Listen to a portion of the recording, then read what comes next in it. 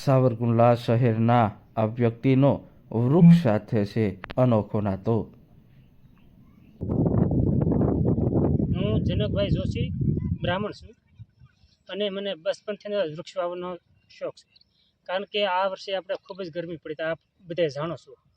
અને વૃક્ષ છે એ જ આપણો ઓક્સિજનનો આધાર છે। જો ધરતી પર વૃક્ષ નહીં હોય તો તાપમાન પણ વધી જશે અને વરસાદને આવવાનું પણ અશક્ય બની જશે। માટે આટલી બધી ગરમી મારી કોઈ એસી નાખવાની કોઈ ફરજ નહોતી, તેથી આખા વર્ષની જે કંઈ મારી કમાણી હતી એમાંથી મેં ₹1 2 રૂપિયા આવી રીતની બચત કરી, જે કંઈ એની રકમ ભેગી થઈ એના મેં વૃક્ષ લીધા, ખપાટું લીધે અને કપડાં લીધા। એટલે આખા વર્ષની જે કાંઈ હું થોડી ઘણી બચત કરું છું ₹1 2 રૂપિયા એમ જે કાંઈ બચત મારી જે 300 રૂપિયા જેવી કિંમત થઈ હતી, અને આ 350 રૂપિયાની કિંમતમાંથી મેં બધું કપડાં, વૃક્ષ છે, ખપાટું છે આવી લીધું। અને સાવરકુંડલા બોઘરિયાણી રોડ ઉપર આપણે જૂનું તળાવ છે અને ત્યાં મેં 20 વૃક્ષનું વાવેતર કર્યું છે। અને ભવિષ્યમાં પણ એવી ઈચ્છા છે કે જ્યાં લગી મારી અંદર શક્તિ રહે ત્યાં લગી મારે આવો વૃક્ષ વાવવાનો શોખ છે। અને બાળપણમાં પણ હું આ જંગલ ખાતામાં વૃક્ષ વાવવાની પણ નોકરી કરતો હતો। અને મારી એક પ્રેરણા છે કે વૃક્ષ વાવો અને સૃષ્ટિને હરિયાળી બનાવો। વૃક્ષ છે એ જ આપણું જીવન છે। કોઈ પણ ફળના વૃક્ષ વાવો કે ફૂલના વાવો કે કોઈ પણ આધારરૂપી વૃક્ષ જોહે। જો વૃક્ષ નહીં હોય તો ઓક્સિજન મળશે નહીં, તાપમાન ઘટશે નહીં અને વરસાદ પણ આવશે નહીં। માટે વૃક્ષ ફરજિયાત છે।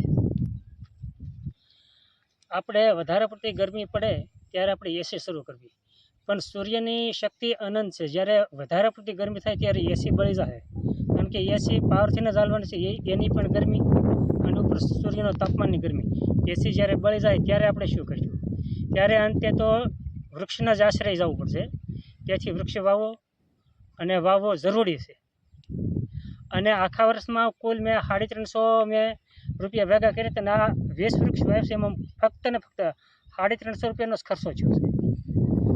અને મેં મારી જાત મહેનતથી હું આ વૃક્ષ લઈ આવ્યો અને ખપાટું એવું બધું લઈ અને મેં આ 20 વૃક્ષોનું વાવેતર કર્યું છે। તો જે આ વૃક્ષ વાવ્યા છે તો એ વૃક્ષ ખાલી વાવા ખાતર તો નથી, જેમ નાનું બાળક હોય એનું દેખરેખ રાખીને ઉછેરીને મોટું કરવું પડે, એમ પણ આ વૃક્ષને હું દેખરેખ રાખાય। ઉનાળાના સમયે જે કંઈ મારી પાસે સગવડતા છે, ગાડી હશે તો ગાડી, અને નહીંતર સાયકલથી હું ફેરા મારી અને વૃક્ષના પાયને ઉછેરીને મોટા કરીશ। અને હું ગાંધી ચોકમાં મહાલક્ષ્મી માતાના મંદિરનો પૂજારી હતો અને આ કાર્ય કરું છું।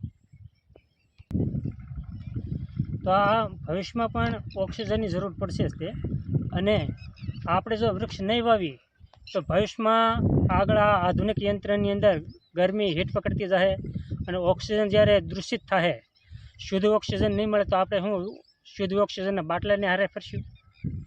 માટે પ્રત્યેક ભાઈ બહેનોને મારી નમ્ર વિનંતી છે, બે હાથ જોડીને, કે ઝાઝાને પણ કમસે કમ વ્યક્તિ દીઠ 1 વૃક્ષ વાવો। કમસે કમ વ્યક્તિ દીઠ એક વૃક્ષ વાવી અને ઉછેરીને મોટો કરો। જેમ આપણે ઘરે નાનું એવું બાળક હોય અને જેવી રીતે આપણે એની કાળજી રાખવી જોઈએ એવી જ રીતે આ વૃક્ષની કાળજી રાખી અને ઉછેરીને મોટું કરો। આજે વાવીશું તો કાલે મોટું થઈ જાય, એમને આની પાછળ થોડોક ભોગ દેવો પડશે।